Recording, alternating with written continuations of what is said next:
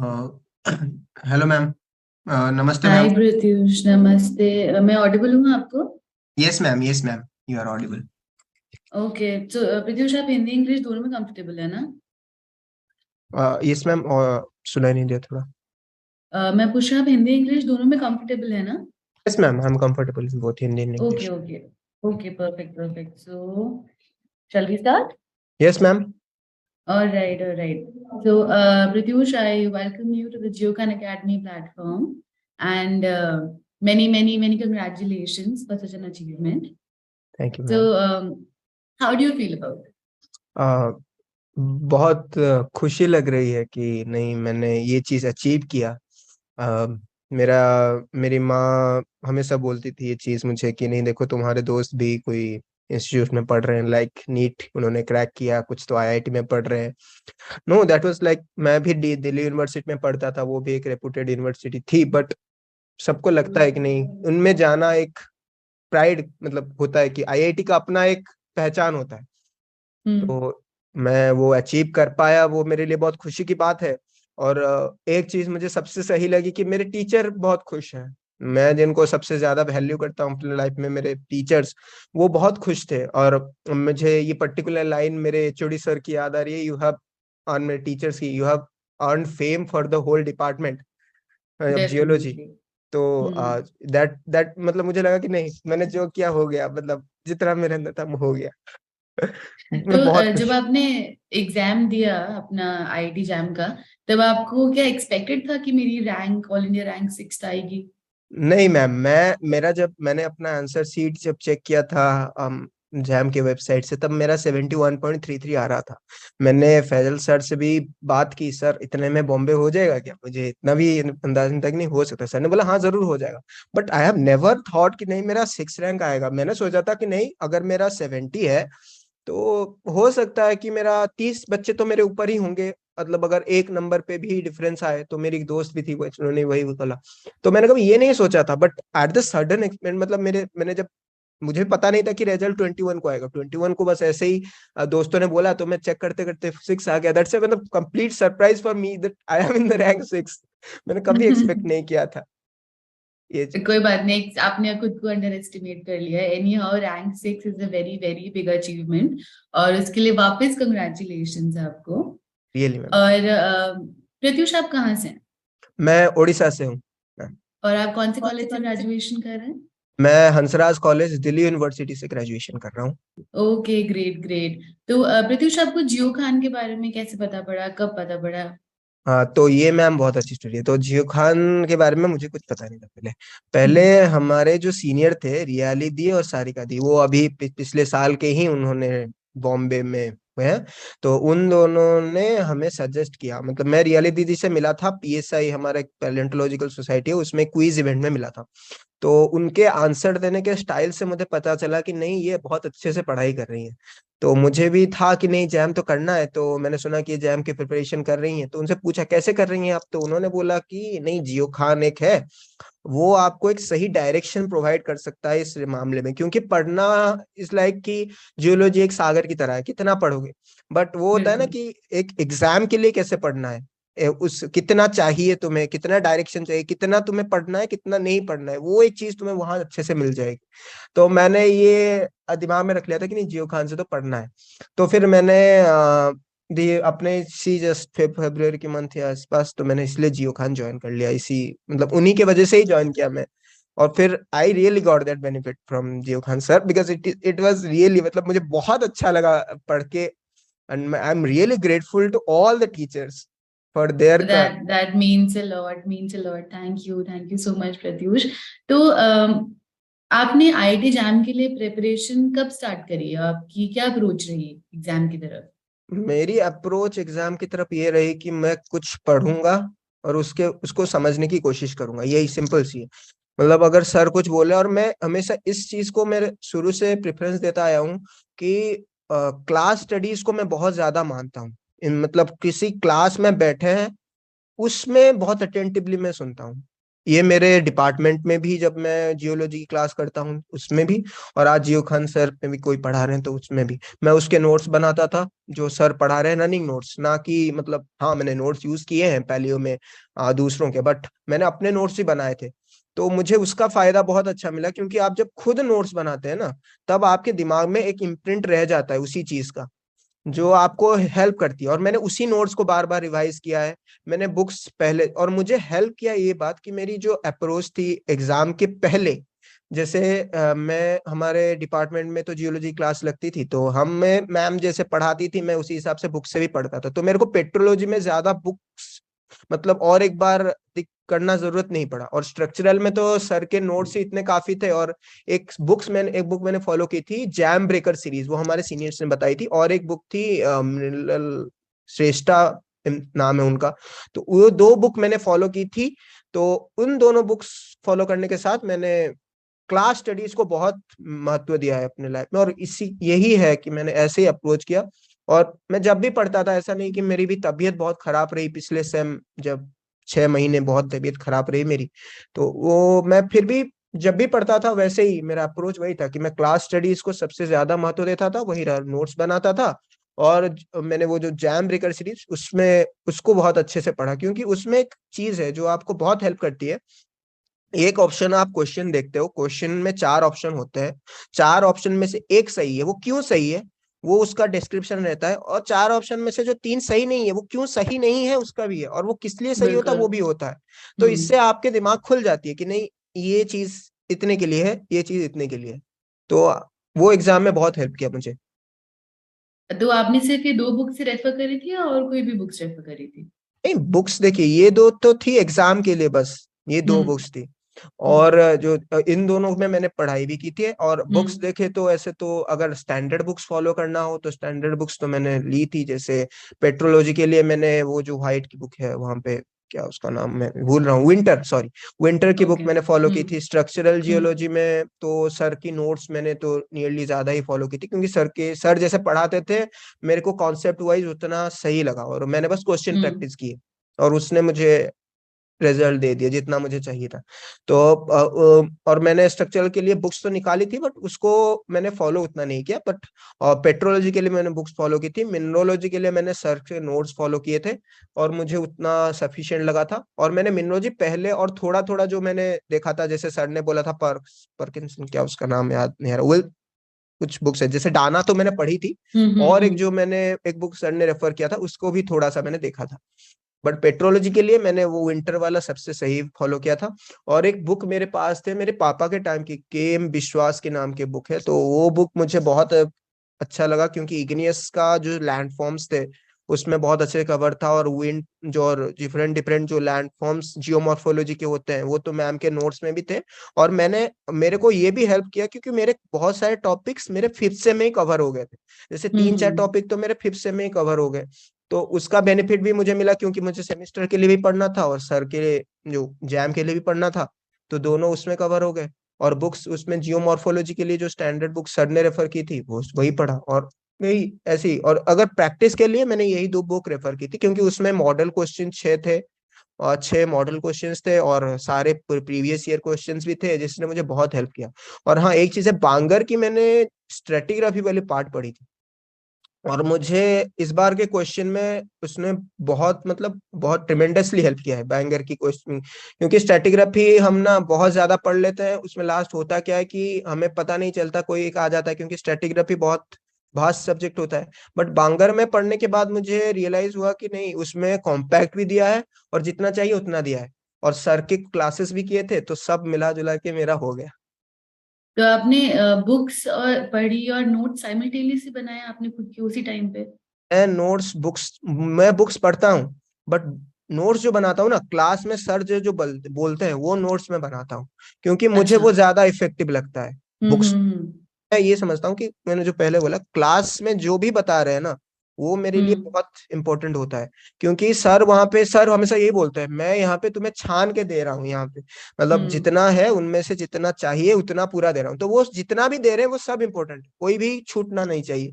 तो मैं उसमें नोट्स बनाता हूँ, और फिर मेरे क्लास में जो पढ़ाई जाती थी वो भी पढ़ता था, और बुक्स तो वैसे भी पढ़ता था, और पेट्रोलॉजी के लिए तो बुक फॉलो करना ही था। एक सब्जेक्ट ऐसा भी था लाइक सेडिमेंटोलॉजी का, सर ने मैंने बुक्स फॉलो करने की ज्यादा जरूरत ही नहीं पड़ी, क्योंकि सेडिमेंटोलॉजी के जैसे क्वेश्चन पैटर्न होता है, सर ने उसी हिसाब से हमें सेडिमेंटोलॉजी का पूरा टॉपिक कवर कराया था। तो मैं जब वो नोट्स देखता था तो उसी में मेरे सारे क्वेश्चंस हो जाते थे, तो मुझे उसकी जरूरत नहीं पड़ी और ज्यादा। और वो जैम ब्रेकर सीरीज तो फॉलो करता ही था, तो उसमें और क्लियर हो जाता था। तो प्रत्युष, आपको अपनी जो प्रेपरेशन की जर्नी थी इसमें कभी भी डीमोटिवेटेड फील हुआ कि अब नहीं हो पा रहा या अब नहीं हो पाएगा? हाँ ये तो है। ये हर एक स्टूडेंट के साथ, एक स्टूडेंट के साथ होता है कि आप एक टाइम पे हारा हुआ महसूस करते हैं। हाँ मेरे साथ भी लगा था कि नहीं, एक टाइम पे आके मैंने भी जो टारगेट लिया था जनवरी के मंथ में, मुझे लगा नहीं यार अब तो नहीं हो पाएगा, इतने सारे टॉपिक्स हैं क्या करूं।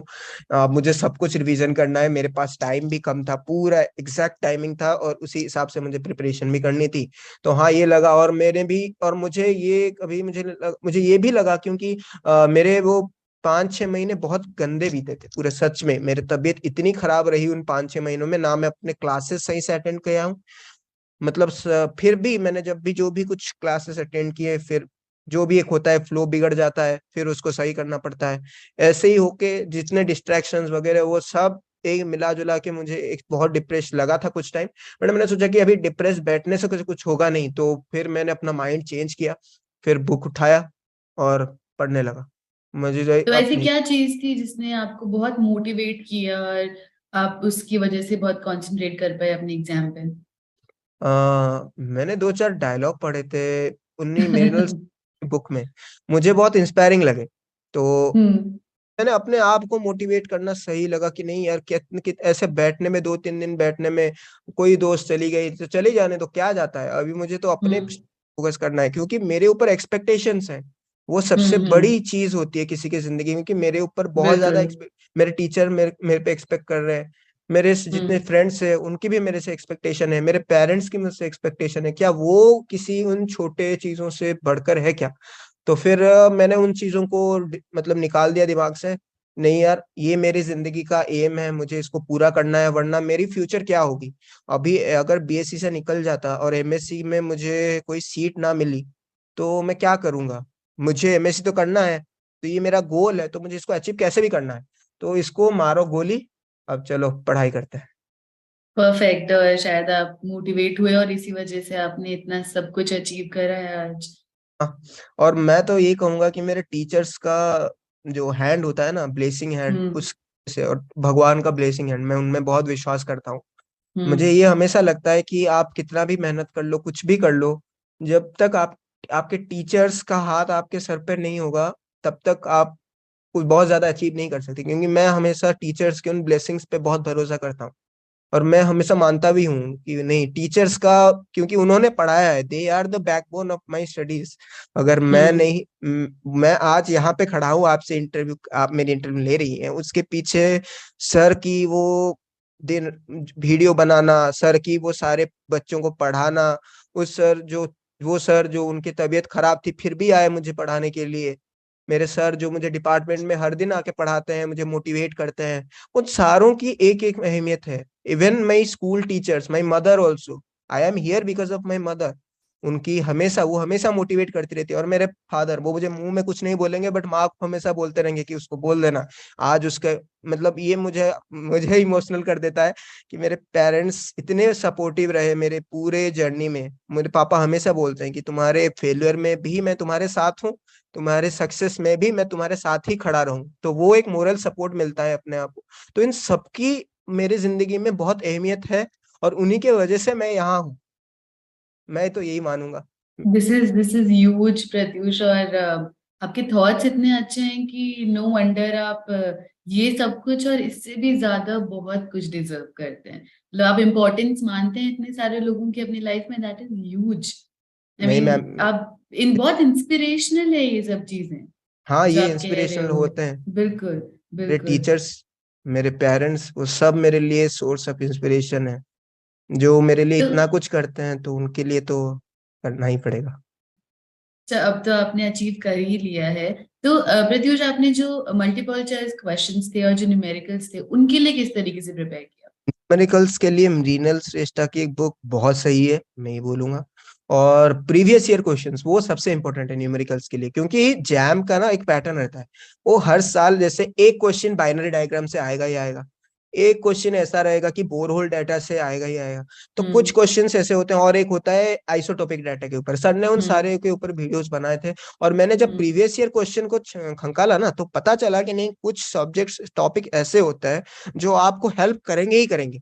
क्योंकि हम्म एमएसक्यू में आप दाव नहीं लगा सकते। एमएसक्यू आप अगर कर रहे हैं, आपको पता नहीं है आप कितने ऑप्शन सही मार रहे हैं और आपका वो ऑप्शन सही है कि गलत है। दो हम्म ऑप्शन सही होंगे, एक ऑप्शन आपको लग नहीं रहा होगा वो सही होगा, आप छोड़ के आगे 0 मिल गया। बट ये जो हम्म होती है, आपको पता होता है अगर आंसर, आप करके आएंगे, अगर नहीं पता होता है तो छोड़ के आएंगे, या आप करके भी आएंगे, अगर गलत भी हो सकता है। तो उसके लिए हम्म मैंने मृणाल श्रेष्ठा की बुक फॉलो की थी, प्रीवियस ईयर किया था अच्छे से। और सर की जो कॉन्सेप्ट थी, मैंने उसको बार बार रिवाइज किया था। स्ट्रक्चरल को मैंने बहुत बार रिवाइज किया था, मुझे पता था ये एक टॉपिक है जो हमेशा आएगा। इकोनॉमिक में टॉनेज कैलकुलेट करने का एक क्वेश्चन हमेशा ही आएगा। तो कुछ ऐसे क्वेश्चन तो दिमाग में थे कि नहीं ऐसे क्वेश्चन आने वाले हैं, और जो अनएक्सपेक्टेड थे उसको तो वही सॉल्व करना था, देखते हैं क्या होता है। तो ऐसे। और एमसीक्यू में भी वही सेम। एमसीक्यू में भी देखिए, एमसीक्यू में सबसे घाटा हमें ये होता है कि आपके ऊपर नेगेटिव मार्किंग रहती है। हम्म ट्राई किया मैक्सिमाइज करो अपने करेक्टनेस को, ना कि जो नहीं आता। मैंने वो, मेरे गलत तो हुए एमसीक्यू में, कितने 2 मार्क्स मेरे टोटल चले गए एमसीक्यू नेगेटिव में। बट मैंने ट्राई अपना लेवल बेस्ट किया कि मुझे जितना आता है मैं उसको पूरा सही से करके आऊं। तो उसने मुझे हेल्प किया। और it is a very wonder that MSQ ने मुझे बहुत हेल्प किया। It was 20 and I have secured 18 out of 20। तो हाँ एमएसक्यू मुझे इतना मैंने कभी सोचा भी नहीं था कि एमएसक्यू मेरा इतना सही आएगा। तो उसने भी हेल्प किया। और न्यूमेरिकल्स जैसे मैंने सोचे थे, इस बार कुछ न्यूमेरिकल्स ऐसे आए थे भी, क्यों हमारे एक्सपेक्टेशन से ही बाहर थे जो इस बार आए थे। तो फिर भी मतलब सबने मिलके कुछ तो आ गया। मेरा 71.33 आया।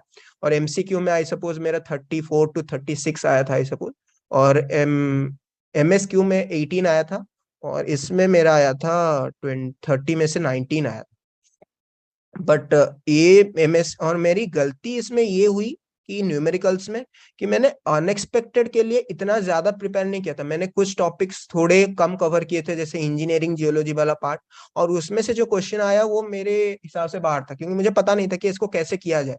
तो मैंने अपना दिमाग लगाया, जो भी किया, पर वो सही नहीं हुआ उस जगह पे। तो ये मेरी गलती थी कि मैंने कुछ टॉपिक्स ऐसे थे जो मैंने ज्यादा सोचे कि नहीं, क्योंकि उसमें से कभी भी क्वेश्चन नहीं आए तो छोड़ दो। बट वही के क्वेश्चन आ गए। और कुछ इस बार जैसे अनएक्सपेक्टेड थे, जैसे डायनासोर के फॉसिल्स के नाम भी पूछे थे। और हम्म गोंडवाना के सीड्स के नाम पूछे थे। चलो गोंडवाना का सीड्स तो मेरा सही था, बट डायनासोर का हम्म फॉसिल गलत हो गया। और ऐसे ही 2-3 क्वेश्चंस ऐसे थे मेरे, सिली मिस्टेक्स कुछ किए जैसे। और एक मतलब कैविटेशन होना चाहिए था एक का आंसर, मैंने कुछ अलग मार दिया। फिर आके पता चल रहा है क्वेश्चन देखने के बाद, नहीं है तो कैविटेशन होना चाहिए। तो वो मैंने 2-3 गलतियां की, जिसका मुझे रियलाइज है कि नहीं वो गलती थी, जो मेरी गलती थी, ना कि मेरे पढ़ाई की गलती थी। कुछ तो अनएक्सपेक्टेड थे ही, बट ये मेरी गलतियां थी जो मैं कहूंगा कि कोई ना करे ये वाली गलतियां। तो प्रत्युष, जो एग्जाम के पहले का थोड़ा टाइम होता है वो काफी क्रूशियल होता है, और उसमें काफी कंफ्यूजन होता है कि कैसे रिवाइज करें, क्या रिवाइज करें। तो आपकी रिवीजन की क्या स्ट्रैटेजी थी? आपने रिवाइज कैसे किया अपनी चीजों? रिवाइज करने का सिंपल स्ट्रेटेजी है बस। कुछ समय जो रहता है ना, वो सबसे इम्पोर्टेंट आपने बोला, वो सही भी है, क्योंकि मैंने अपने हम्म लास्ट मिनट रिवीजन में बहुत कुछ गेन किया है। जैसे स्ट्रेटिग्राफी वाला पार्ट था, स्ट्रेटिग्राफी वाला पार्ट मैंने सर के नोट से कवर कर, मतलब सर ने जो सब पढ़ाया था वीडियो लेक्चर में, सारे वीडियो लेक्चर देख के जितना मेरे को चाहिए मैंने कवर कर लिया था। तो उसको और एक बार रिवीजन की जरूरत थी, क्योंकि स्ट्रेटिग्राफी एक रटने वाला टाइप चीज होता है, जिसको हम्म आप बस याद रखेंगे, आपको पता है, वहां जाके करके आएंगे। तो मैंने लास्ट मिनट रिवीजन पे सर ने जो नोट्स दिए थे उसको मैंने, क्योंकि ये मुझे आपने जो पहले बोला था, मुझे मैंने खुद लिखा था। तो मुझे बहुत सारी चीज मेरे दिमाग में पहले ही प्रिंट थी, नहीं हम्म ये यहाँ पे होगा, ये यहाँ पे होगा। मैंने अपने हिसाब से नोट्स बनाए थे कि नहीं ये इंपॉर्टेंट है, सर ने बताया, तो उससे मुझे एक आइडिया लग गया। फिर मैंने हम्म बार बार उसी को रिवाइज करना स्टार्ट कर दिया, कि जो भांगर की स्ट्रेटिग्राफी वाली पार्ट है मैंने उसको पढ़ना स्टार्ट किया अच्छे से। तो उसने मुझे हेल्प किया, क्योंकि मैंने जब क्वेश्चन देखा वही सेम सारे क्वेश्चंस थे, तो आराम से हो गया। और इकोनॉमिक का मैं देखूंगा, क्योंकि इकोनॉमिक का भी इस बार क्वेश्चन आया था। इकोनॉमिक का भी मैंने वैसे ही किया था, कि जैसे मैंने बार बार इकोनॉमिक का ये होता है ना कि आपका एक पैटर्न होता है इकोनॉमिक क्वेश्चन का, कि अगर एमसीक्यू में आपको पूछेगा कि माइंस कहाँ के कहाँ कहाँ पर है, ये क्वेश्चन है, वो हर साल आता है। तो मैंने ये याद दिमाग में रख लिया कि माइंस तो पढ़ने ही पढ़ने हैं। तो प्रीवियस ईयर क्वेश्चन देखा, उसमें मैंने जैम ब्रेकर में जो उसका एक्सप्लेनेशन है उसको पढ़ा, बार बार उसको रिवाइज करते रहा।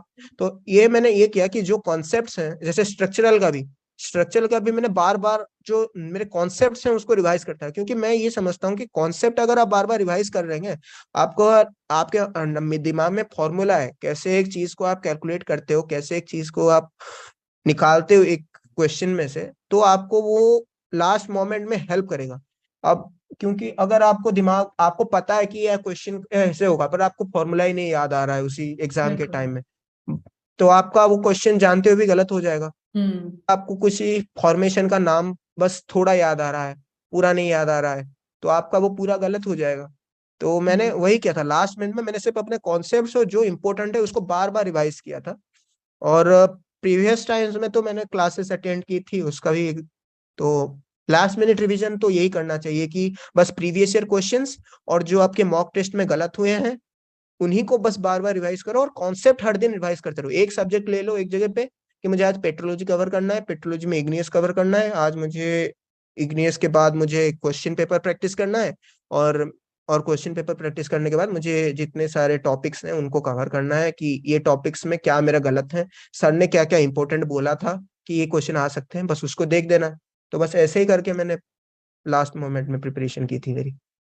तो जो आपका आईटी जैम का जो जर्नी रहा है प्रेपरेशन का, उसमें जियो खान का ने क्या रोल प्ले किया है, क्या कैसे हेल्प किया आपको? मैम ये तो सबसे, मतलब मैं बोलूंगा सबसे अनोखा रोल है, क्योंकि मतलब मैं जो बोलूँ ना, मतलब मिनरोलॉजी और क्रिस्टलोग्राफी वाला पार्ट, वो मुझे, और स्ट्रक्चरल वाला पार्ट, क्योंकि आप देखिए हमारा एग्जाम ना पहले 2-3 सेमेस्टर ऑनलाइन गए थे। तो ऑनलाइन हम्म। में हम ये करते थे, मैं फ्रैंकली बता रहा हूँ ये चीज, क्योंकि ऑनलाइन हम्म। हमारा ये होता था कि हम बस पढ़ लेते थे, समझ जाते थे कि क्या क्या चीजें हैं, बट उस चीजों को कभी ऐसे दिमाग में बैठा के रखना है वो हमने नहीं सोचा था। और हमारा एग्जाम में जब पहले पहले एग्जाम हो रहा था, उस टाइम हमारे पास टाइम कम थे, टीचर के पास भी टाइम कम, टीचर्स के पास। तो हमारे डिपार्टमेंट में भी उन्होंने मतलब बहुत रैपिडली कोर्स कवर किया था, ऐसा नहीं कि छोड़ दिए थे, बट वो कोर्स बहुत रैपिडली कवर हुआ था। और as a newcomer to geology, हम उन चीजों को ग्रास्प किए थे, पर जितना हमारा करना चाहिए था जैम के लिए वो नहीं किया था। तो वहां पे कहीं ना कहीं हमारा एक लैकुना रह गया था, मिनरोलॉजी क्रिस्टलोग्राफी में, स्ट्रक्चरल जियोलॉजी में। और ऐसे ही जो चीजें थी, जैसे मैंने थर्ड सेम आते आते तो हमारा कुछ पोर्शन हम खुद खुद को पता चल गया था कि नहीं याद तो रखना है। तो कोई वो तो हो गया था कुछ, जैसे सेडिमेंटोलॉजी पैलेंटोलॉजी वो तो पढ़े हुए थे, तो कुछ याद में था। पर जितना याद में रखना चाहिए एक जैम के एक एस्पिरेंट के लिए उतना नहीं था। और उसमें सर ने बहुत अच्छा रोल प्ले किया, क्योंकि मैंने भी बोला ना, सर क्या करते हैं ना, जो मतलब जितना चाहिए तुम्हें जैम के लिए वो सब कुछ एक जगह पे डाल देते हैं वीडियो पे। तो हमें उसमें चिंता करने की जरूरत नहीं होती कि इसके अलावा हमें और भी कुछ पढ़ना है। तो इस हमें पता चल जाता है कि नहीं इतना हमें पढ़ना है, इतना नहीं पढ़ना है, और हम उसी उतने पे फोकस कर पाते हैं। और सर ने मेरे मिनरोलॉजी का जो कॉन्सेप्ट था उससे बिल्ड किया, जितना मुझे चाहिए था कि कैसे तुम्हें पढ़ना है, कैसा क्या होता है। तो इससे मुझे बहुत हेल्प मिली। क्वेश्चंस मुझे पहले मिनरोलॉजी के होते नहीं थे, फिर धीरे धीरे होने लगे। वैसे ही स्ट्रक्चरल वाला पार्ट, मैं पहले पहले स्ट्रक्चरल को बहुत डरता था, भाई साला क्या होगा, ये इतना रे कैलकुलेट करो, इसका स्टेरियो नेट में देखो, वो सब चीज धीरे धीरे फिर जब मैं बार बार पहले पहले एक बार पढ़ लिया, फिर दूसरी बार पढ़ा, तीसरी बार पढ़ा, फिर जब पढ़ते पढ़ते वो चीजें कॉन्सेप्ट दिमाग में आ गई कि कैसे होता है। अब मैं किसी स्ट्रक्चर को देखूंगा तो मेरे दिमाग में सीधा चलने लगेगा कि ऐसे मुझे डीप कैलकुलेट करना है, मुझे ऐसे स्ट्राइक लेना है। अब वो चीज धीरे धीरे, ये जियो खान का रोल यहीं पे मुझे सबसे इंपॉर्टेंट लगा, क्योंकि जब मुझे उनकी जरूरत थी ना, उनका हाथ मेरे पास सब पे था। मतलब कोई भी टॉपिक हो, मुझे उनमें हमेशा हेल्प मिली, क्योंकि जितना हमें चाहिए था, क्योंकि एक आप अभी अभी देखेंगे विंटर की बुक, वो इतनी मोटी है, इतनी मोटी बुक में से हमें चाहिए इग्नियस में कितना, सेडिमेंट्री में कितना, मेटामॉर्फिक में कितना, बस उतना हमें पढ़ना है, और उन्होंने उतना ही हमें अच्छे से बता दिया कि ये पढ़ना है। जैसे आप आइसोटोप जियोलॉजी में भी देखें, आइसोटोप जियोलॉजी में आपको सिर्फ वो आइसोटोप्स का फॉर्मूला याद रखना पड़ता है। वो आइसोटोप्स का फॉर्मूला याद रखो कि कैसे कितने टाइम में कितना आपके पास एलिमेंट्स थे, अब कितने एलिमेंट्स आपके पास वापस है, तो उसका एक हम्म। फॉर्मूला होता है, उसको याद रखना होता है। उसमें ज्यादा हम्म। आपको दिमाग घुसाने की जरूरत नहीं होती, जैसे डेटिंग के बहुत कॉम्प्लेक्स मेथड्स भी होते हैं तो वो नहीं करना पड़ता।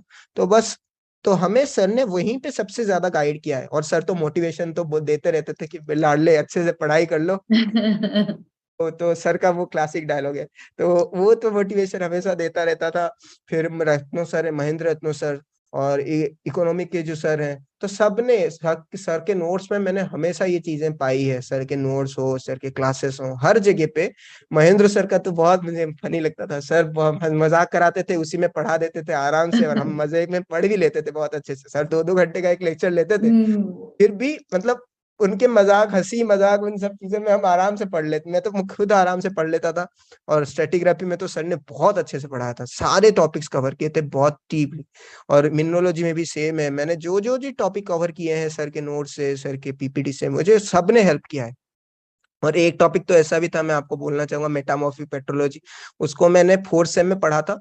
उसको हमारे टीचर्स ने, मतलब डिपार्टमेंट के जो टीचर्स थे, अनिंता मैम और शुभम सर, मैं उनका नाम पर्टिकुलर लेना चाहूंगा क्योंकि they are really my inspiration. I want to bow my head in front of them. Hmm. मतलब बिकॉज उन्होंने इतने अच्छे से पेट्रोलॉजी वाला पार्ट 2 कवर किए थे, मुझे मेटामॉर्फिक ज्यादा कुछ पढ़ने की जरूरत भी नहीं पड़ी। मैं बस ऐसे ऐसे बस पीपीटीज को देखता रहा, मुझे उसी में ही मेरा क्वेश्चन मिल गया मेटामॉर्फिक का कि कितना चाहिए कितना नहीं चाहिए। मैंने उसको ज्यादा कवर भी नहीं किया था एग्जाम से पहले, और मेरे जो क्वेश्चन मेटामॉर्फिक आए थे वो सही भी हो गए।